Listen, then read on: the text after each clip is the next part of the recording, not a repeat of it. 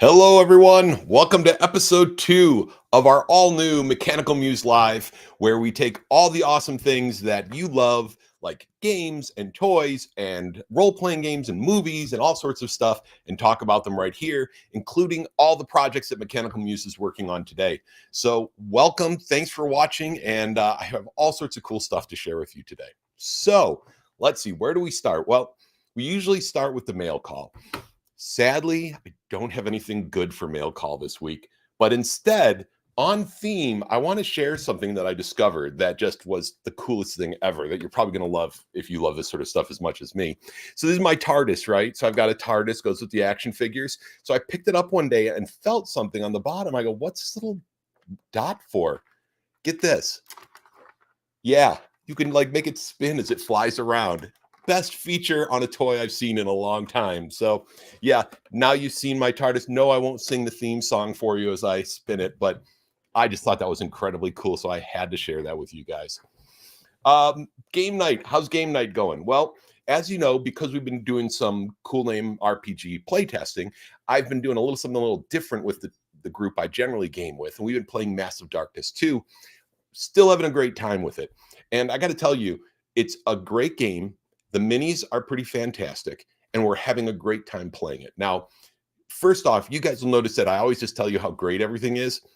Part of that is because I don't really feel a need to tell you what I don't like, because just because I don't like it doesn't mean you won't like it. And I don't think it really does you any good to know that if I don't like something, really. So I tend to stay focused on the things that I like. Well, I'm liking Massive Darkness. The minis are fabulous. I really would love to find time someday to paint some of them. I actually got rid of all my bones a little while back because I knew I was never actually going to paint that giant tub of minis I had from the Kickstarters. But there's only two things that I wonder about. First off, I'm sort of wondering about how this gameplay is going to play out as we go forward, because we're having a great time now. But there's a certain amount of repetitiveness to the game that I'd like to see how they handle as we go forward. Now, the boss battles has been a great way to mix things up because we were just sort of getting into the rhythm of playing through level after level. And then we hit the boss battle with Michael. Changes all the rules, changes how the game works, and makes a very fun twist to get you out of the normal mode of things, right? So that was really cool. The other thing, though, that I wonder about is I wonder about games that you play once. Now, I'm not saying I'm only going to play this once, but I might. It's a huge game. It's got tons of parts. You've probably seen my pictures from previously, right? You got tables full of minis, and you've got all these little pieces, and we had to buy special containers to put all the little tokens in. I mean, we're talking a lot of stuff, a whole lot of stuff. So I don't know how often I'm going to haul this out and play it. Plus, I've got a lot of games I haven't even touched yet. And so I started wondering whether or not that is a good thing or a bad thing.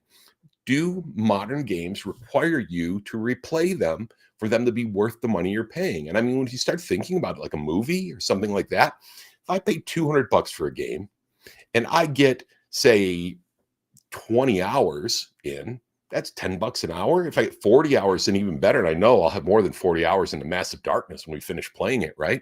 40 hours, that's about the same price as a movie at the end of the day. And I just go to a whole bunch of movies in a row, right? And it's just each game represents that. We play for about 4 hours each night. It's like 2 movies. That's about, tickets at a cheap price, $10, we'll say.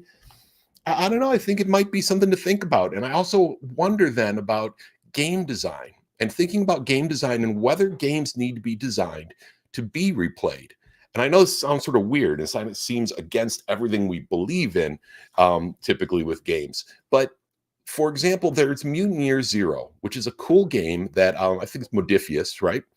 Mutant Year Zero, very, very fun game. But I felt like that whole book, when I got it, was the game. You play it from start to finish, and then you're done. You finish that game. You play it again? Not necessarily. Do you play a long campaign? Only if the story that you tell within the confines of that book are long.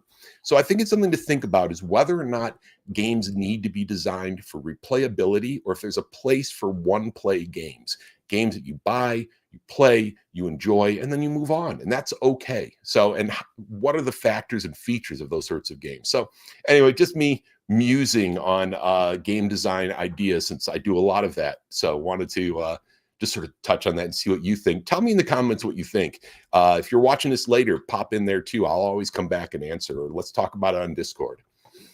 Okay, next up on my agenda, Doctor Who. Well, I've already shown you my TARDIS. Doctor Who, as you guys know, the first Doctor Who special just came out. They just now released it, and that's very, very exciting stuff for those of us who have been eagerly awaiting this. I'm trying to get my, there we go. Now I got my cool TV effect. Doctor Who and the Star Beast. The best definition I heard of an expectation for this came from a guy named Lou Anders, whose Thrones and Bones RPG for 5e is awesome, and you should check it out. But that aside, he said that when he went into this, he was expecting this is going to be silly nonsense that makes us cry. He kind of nailed it, right? It was silly, it was nonsense, but it was wonderful, fun nonsense. It was exciting. I'm not going to give any spoilers, by the way, so you don't have to mute it or something if you haven't watched it yet. It was a great show in terms of Doctor Who and the sort of adventure I come to expect from the specials. It's a little bit bigger than the normal stories, a little bit more action-packed. I will say that having Murray Gold back, the composer who worked with Russell T Davies and Stephen Moffat before him and was sort of sidelined during the Chris Chinball era, very happy to have him back because his music is just amazing and powerful, and it's great. And for anybody who's a fan of Donna Noble, this is a story that needed to be told because she got totally robbed. First time around, they needed to fix that. The last thing I wanted to say is that no matter what you think about Doctor Who, by the way, it's streaming on Disney Plus now, which is creating some good feelings and bad feelings for folks. But the Meep, that little weird furry looking creature that you see there in the picture, that's an amazing piece of FX. Like for a while there, I'm looking at it, I'm like going, it doesn't look like CGI, but it's so good. And when you watch this, wait till you see this thing. It's absolutely an incredible piece of technology or whatever you want to call it. It's just amazing. It comes to life, which is hilarious because they also have these insect aliens who, in true classic Doctor Who fashion, kind of their mouths barely move. They're like, rah, rah, rah, rah, rah, rah, rah. And then you're like, they have no articulation or anything. So it's hilarious to see them side by side with the Meep. I do want to say, though, in terms of storytelling and in terms of how you deal with an IP that everybody knows, there's something to be said for embracing what it is, not trying to fix it or change it in ways that completely break its foundational core of what it is. Now, things should change with the times. There's no question about this. But what Russell T Davies does great, and I hope that we can do when we're creating World of Aetaltis and classic fantasy worlds and some of the other science fiction and cyberpunk worlds we have planned, I hope that we can capture this idea of embracing the things that made it great in the first place and just running with them, right? Russell T Davies just does this. Some of it's, you've got aliens that are a little silly. You've got stuff that doesn't necessarily make sense, but that's okay. It's not Star Trek. It's not a hard sci-fi. It's not The Expanse. It is a fun show that you can watch with your family and you love it. And everyone feels good at the end, even if it was scary going on through it, or maybe you're a little teary-eyed. That happens too. But yeah, great show, a lot of fun. So definitely check it out. All right. So enough of me yammering on about things that aren't role-playing games. Sorry to keep you all waiting for this. Let's talk a little bit about Cool Name RPG and our design journal to tell you how things are going. So getting a lot of feedback from our consulting designers. Generally, that feedback has been fabulous. Not only super useful, which was great, but also we got great feedback in terms of people, they like it, right? And that's the thing that's most exciting is they like it. So we're feeling like we're just going to go full speed ahead at this point. And probably the next thing based on the voting, if you want to do the poll on Facebook, the Cool Name page, we've got a poll there. On Discord, we've got a poll. You can jump in, tell us what you think we should add next. Looking a lot like Magic, but there's also a pretty strong vote for non-combat encounters. So we'll see what we add in, but I am working on this as we speak. So we'll get the next one out. Our goal, even though it feels really hard right now, but I'm not going to give up. Our goal is to get a fully playable core rules to you by first week of January. That's my goal. I'm going to keep working towards that. I've got some time off that I'm going to use to do some writing, but more to come as we get along on that. But the feedback we're getting has been all very good. One great piece of feedback that came to me from Toya Finley was just one of those things like, sometimes you do something, when someone points it out to you, you just sit there and look at it and go, how did I not see that? She made a great point that in one of our tables, we talk about the ability scores, right? And we give examples of like you're an athlete versus, a normal person. And at the bottom, we had children, injured people, and old people. Now, as a guy who's not exactly young myself, I should have recognized that that was kind of a dumb way to describe it. And that's the sort of thing that it's great to have fresh eyes look at it, because let's be honest, first, I was only thinking of physical abilities, but even that doesn't really make sense. At the end of the day, the reality is that I just sort of wrote what is always in every game we've ever played. And I just put that in, right? Because that's what it always said in the old AD&D books and everything. It really isn't true. And it's not really the best way to describe these different levels. So I'm going to go in there and fix that and put in something that makes a little more sense. And it just doesn't really just play to the biases that I've always had when writing this stuff, right? So it's very cool to get that sort of feedback. And part of the reason I'm sharing this is that we all screw things up as we go through these sort of things, right? We're working on it. We're doing our best to make something that's cool and accessible to everyone and a lot of fun. And we still make mistakes. And it's great when someone can point that out to us and we can make changes to fix those sorts of things. So very, very excited about that. Excited about how much people are liking it. Probably going to be working on magic, but we'll see. I also got an amazing write-up from DBJ, another one of our consulting designers, and a whole cinematic combat cinematic adventure system based on the core rules. Very excited about that. I'm hoping to get together with him soon so he and I can talk about it, but I'm looking forward to you guys seeing that as well. So that is not all I have to talk about. You remember last week, I talked a little bit about how we're building out that wiki. Remember, we promised to have a wiki for you guys as one of our stretch goals. Well, it's coming along. Let me show you what we've got. It's just very bare bones at the moment. So yeah, you're not going to see a whole lot of flash and flare. But the reality is Matt Eberly from the Mechanical Muse team has been building this out, and it's just turning out awesome. You can see here that there's a whole table of contents over here.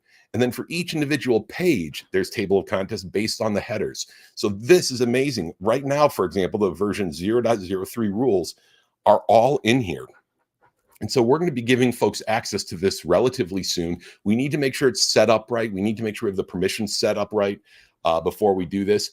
But yeah, as you can see, it's all built out here. You can access the entire system. And the best part is that we're going to be able to allow commenting on it. And so that's going to be something that's going to be available to our backers. So if you haven't backed it, you can still back it on the late backing link. If you go to coolnamerpg.com, you'll find it there. But yeah, this is coming along really nicely. It's got a great system of a great search tool. So it's really good at bringing up the core things that you need. So if you're looking for something in particular, right? If I'm looking for, how about a goblin? Goblins in here? There we go. Monsters. And what it does is it's got a really smart way of handling this, where when you're typing something in, it starts with like the headers and the core titles as you're going through it, so that as you're searching, it's not throwing a whole bunch of junk at you that you're not really looking for. Because certain other tools I've used, when I go in, I end up getting all this stuff except for what I want. So it's nice to have that in there, and it's really cool. And again, like I said, down the side here, you can jump to it. I'm feeling really good about it. Again, tell us what you think. We'd love to hear your thoughts on this. I think it's going to be a ton of fun once we have this all set up and ready to go. And for those of you who are fans of World of Aetaltis, we are continuing to build out that at the same time. That's going to be very cool. And I don't know if I said this last week, but we're actually thinking that we want to make that something that all of our patrons will get access to on the Patreon. It'll be one of the bonuses of our patrons. Now, I don't know if we're going to have it for all levels or just the highest level. It might just be the highest level that we have this available for, but this whole searchable database with all of the core books in place, and the other books we'll put in there as well. I mean, I'm kind of thinking I'm going to put them all in there and let you guys have access to them, which would just be a great way to access the books. You probably still want the PDF or the hardcover, plus they're pretty. So I'm just saying, they're nice books. But that said, we are working on that still, and hopefully we'll be rolling that out soon as part of this whole revitalization of Mechanical Muse Magazine, which we're pretty excited about. All right, so let's see what else I have to talk to you guys about today. Yeah, I was going to talk to you a little bit about home bases in role-playing games. So, as you know, we're capturing some of the vibe of the old Dragon magazine, and there's always a lot of great advice for gamers in those magazines, not just stats for monsters and things, which we're going to be sharing more of that on the Patreon soon, but also just advice on gaming. And so I want to share something today that we sort of touched on last week when we talked about Dunbury Castle, and that's the home base for your adventurers. So when adventurers are setting out, it's nice to have a place that they can call home, that they can go back to and then back out for the adventure. And there's a number of reasons for this, and I'm going to share some of those with you on the values of the value of having this and ways to do it really well. So let's just talk a little bit about it. First off, a safe place to rest. This seems like well, sure. I mean, there's lots of safe places to rest. But what I'm talking about is a place where there is an agreement between the players and the GM that this place is safe, right? That they can go there, that they don't have to set a watch. No one's going to sneak into their room and stab them in the night. This is truly a safe place. And this is important because one of the things about this is that the players and the GM need to have sort of a social contract of sorts, right? Where they're understanding that this is going to be a place where they can let their guard down and everything's going to be fine and they can just wake up safely the next morning. This seems like kind of not a big deal. I mean, it's just a game. You can promise that for any spot. But by building it into your world, you sort of create this place that they're trying to get back to, right? From a story perspective, when the characters are sleeping out in the field at night and it's horrible and there's monsters attacking them and they have to set a watch, it makes that safe place feel that much more special to them when they come back to it. And as you'll see, part of this whole idea of building a home base for the adventurers in your campaign is that it creates it adds to the story in a way that just having some normal town where you stop at the inn overnight doesn't. Having this home base that is a safe place, when they walk through those gates, you literally, as a player, you feel that moment of relief, like, oh, my character, who I spent a lot of time building and who I really have come to love, has made it back. He's safe for now. He's going to be okay, at least for the next few nights while we're here in town. So a safe place to rest, super important as you build this out. Okay, so next up, a place to store stuff. So this has both this also goes back to that whole sense of, a place that they can sort of settle in, that they feel safe in. But it also has a very practical aspect to it, is that characters are always going to have things that they want to keep, but they don't want to carry. And if you don't give them a place where they can store that and they know it'll be there when they come back, you're going to have all sorts of stuff that detracts from the main story you're trying to tell. So, for example, if you don't give them a place where there's a compact between the two of you, that yes, when you store things here, you know they're going to be there when you come back. As the GM, I'm telling you, I'm not going to try to mess you up by having your stuff all stolen by thieves while you're gone. It's a safe place to store stuff. And what it does is it prevents those scenes in the game where the party spends an hour or so developing traps and building secret hiding places and trying to cover things up and come up with their own ways to secure their stuff. That can be fun, but only maybe once. And after that, it gets a little old. And then you're spending all this time because the players don't want to lose their stuff and they don't trust that it'll be there. So by creating this home base, you give them a place where they know they can keep their things. Now, doesn't mean you don't have to charge them for it. I mean, maybe the local bank has a vault where they'll store their things for them and they charge them some nominal fee. You don't want to try to fleece them for all they're worth. But again, they know that their things will be there when they return and they're not going to have to worry about them being taken away. And thus they stay focused on the adventure and not on that side quest of how do I protect my things, which gets really boring really fast, especially for the people who aren't involved in the hiding of the things.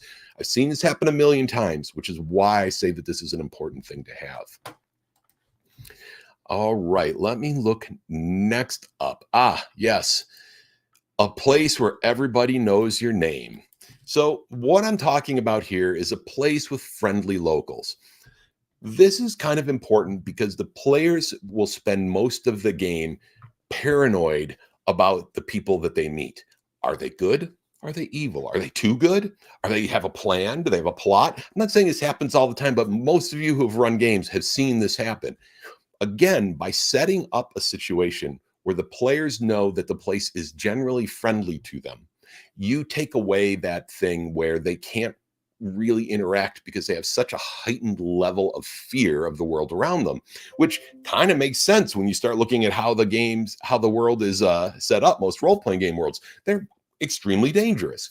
But by creating this, you now change the dynamic.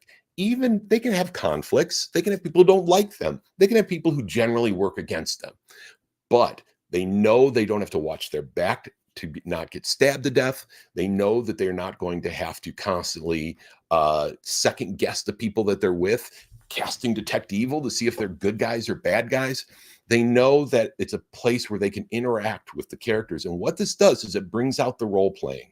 It brings out a different level of role playing that's more akin to how we really interact with people in our world than what you see in most games. Because in the real world, we generally don't think people are out to get us, right? The people at work, well, depends on where you work, but people at work, the people that you hang out with, you just interact with them normally. And this opens that door and gives them the ability to have those normal interactions with the characters of this world. So that's really, really important. All right. Oh, and one thing I didn't want to mention about that, one of the things that you want to set up is something, a benefit of the doubt. The benefit of the doubt means that when the players do something stupid, everyone doesn't automatically turn on them. Within this safe place that you create, if they do something like, let's say they're found creeping about the mayor's house, and the local sheriff finds them and pulls them aside and says, "What are you doing? You're in the mayor's house. You're not supposed to be there. You're trespassing." If they say, "Well, we think the mayor might be a werewolf and we're trying to figure it out," he's going to look at them and say, "I trust you guys, but you better make sure that you're on track for this and watch yourselves. Next time, maybe ask me before you go in," things like that. But they don't automatically turn on the characters. And unfortunately, sometimes that's what happens in games, right? When the characters do something dumb. Also, this is good for things like getting into a fight. Let's say they get into a fight with someone and there's a battle goes on, but in the end, everyone calms down and the sheriff is like going, "Look, it's a one-time thing. Don't let it happen again," right? Doesn't mean you have to let the players run rampant through this safe place. And hopefully you don't have players like that. But what it does mean is that, again, because they know the people, they get the benefit of the doubt as neighbors to the people in this home base area. Now, the other thing about this to keep in mind is that as they know who these locals are, they're building bonds with them that makes the adventures they go on more meaningful. And by this, I mean, if there is a cave up in the mountains and it's full of goblins and they've been coming down and raiding caravans and things, that's plenty heroic, right? You go, you fight the goblins, you defeat them, the caravans are safe, good for you. But when it's Bob the caravan guy who you meet in the tavern every couple of days, who actually likes you and gives you the benefit of the doubt and who you've talked to, all of a sudden it matters that you defeated those goblins. When you know the little kid down the street who comes from the bakery and gives you a roll each day, all of a sudden those goblins that you're getting rid of, the safety you're creating matters because it matters out to the people that they're getting to know in these sort of friendly role-playing situations. And it adds a whole layer, a whole dynamic to your adventures when the characters aren't just out there doing random heroic combat and things, but they're actually out there making a safer world for the characters that are back home. In fact, this is one of the things that I think Fallout 4, why it was so successful. Unlike previous Fallouts, where everything was horrible and you couldn't do anything and it was horrible when you finished, In Fallout 4, you could build these settlements and you could make the world better. You could improve the world. And you didn't just improve the world for yourself, you had all these people who came and lived there. And all of a sudden, all of these things you're doing, these super mutants you're defeating, it mattered more because now you know the people down at the farm that's built underneath the power line, they're going to survive. And it matters to you. So again, that's the idea here is friendly locals. They know who the characters are. They give them benefit of the doubt, and it gives them a reason to be adventurers beyond simply killing the next batch of monsters.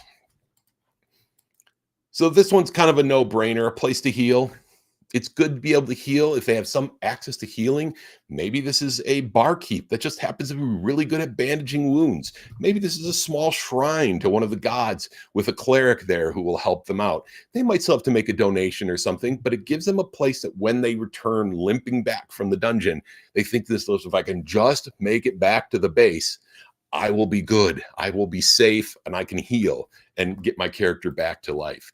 And the very metagame aspect of this is this sends them back out into the field for the next adventure. If they're too sick, wounded to go out and fight, you're not going to have a story. So it's better to get them healed up and back out onto the trail, into the adventure.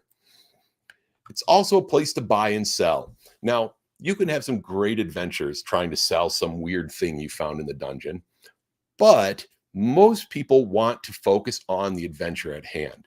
And when you're setting up a home base like this, oftentimes each of the adventures will be some distance out from that, but then you'll come back at the end. Now, if you don't have a place for them to buy and sell, they will leave town to go buy and sell things. And all that base building you've done is not going to be worth anything at that point because they're gone. So I do encourage you to make sure that you build in ways for them to buy and sell. Now, doesn't mean they get anything they want. Doesn't mean they can sell everything they have. But what it means is that there are wandering traders who happen through every now and then when they're needed. There is a local person who has a brother in the next town who will sell things for him. He says, yeah, I'll send it down there. Just give me like a certain 5% commission and I'll send it down there and sell it for you. You know, those sorts of things allow you, again, to focus on creating a central place that keeps their minds on the adventure and not on these side things that really most people don't really want to play. No one really wants to play normally a adventure to the big town to sell the magic item that they found. And that's the whole adventure, traveling to the next town and selling something. Not really very exciting. The GM can make it exciting, but why not just keep them there on the adventure? Finally, you want to give them a place to put down roots. Because as they play, they might become attached enough to this place that they want to be part of it. So when you're building out this home base in advance for your characters to inhabit, think about what roles they could take on in the future. Is there a sheriff who's really old and he might be retiring at some point? Is there a forester that is really just longing to head back out to the east and might be leaving at any moment, and that position might open up and they could take on a role within the community? Is there a place that they could live, that they could build something of their own that starts to become that settlement, like we're saying from Fallout, that they become further invested in this community, and all of a sudden the adventures they're taking are that much more important to them and that much cooler to them at that point because they're protecting a place that they call home. So a place to put down roots, super important. So with those things said, I'm going to not very humbly talk about the Heroes of Thornwall. So the Heroes of Thornwall for the world of Aetaltis is a setting, it's a town setting that's supposed to serve as a campaign base of operations, right? It's the place that all of your adventures can start from and return to on a regular basis. That art on the front, by the way, is by Brandon Liao. Very cool piece of the wall with the Thornwall growing into it. Now, I'm not going to go into it in great detail, but what I am going to do is talk a little bit about the things we just touched on. So in Thornwall, safety. There's a few levels of safety that I created within Thornwall for that purpose. First and foremost, there is the fact that it literally has a wall around it. So that's a physical level of safety right there. Also, what the players don't know and should plug their ears if they're listening right now is that there's actually a magical object within the temple vault that creates a level of protection that goes above and beyond that wall that keeps evil at bay. Now, you don't need to explain this in every base of operations you create. It's not always important. And keep in mind that the base could be something as small as a tavern. It doesn't have to be a whole town. That's up to you, and it's up to you and how your game works. But in this case, I wanted something there to sort of hold back. And especially in the world of Aetaltis, where the dark forces are ever present and threatening the world around you, putting in something that says you're okay, they're not going to get you here, is really, really important. Now, I do want to point out that within Thornwall here, there are some places. Let me see if I can get rid of that. There are some places that still have adventure within the walls. These little tunnels and caves that go underneath this part of the town. There's lots of cool stuff to do there that the players can do. So don't get me wrong, there are still opportunities for adventure in that area. All right, let me zoom back out here so I can talk about this. All right, so and that's just talking about safety. And so when the players go there, they know they are safe. They aren't going to have their things stolen. If there is even any sort of a threat, it should be a minor threat or a social threat without the potential cost of losing all their things or their life, right? And I know some people, I'm just going to mention this. I know some people are going to be like, well, look, that's not realistic. It doesn't matter. Nothing we do in these worlds are realistic. On top of that, the reality is that in some ways, it's more realistic than what we typically see, because most of us, hopefully most of you listening, are in a place where you feel safe typically. And if you feel safe, you aren't going to be constantly looking over your shoulder.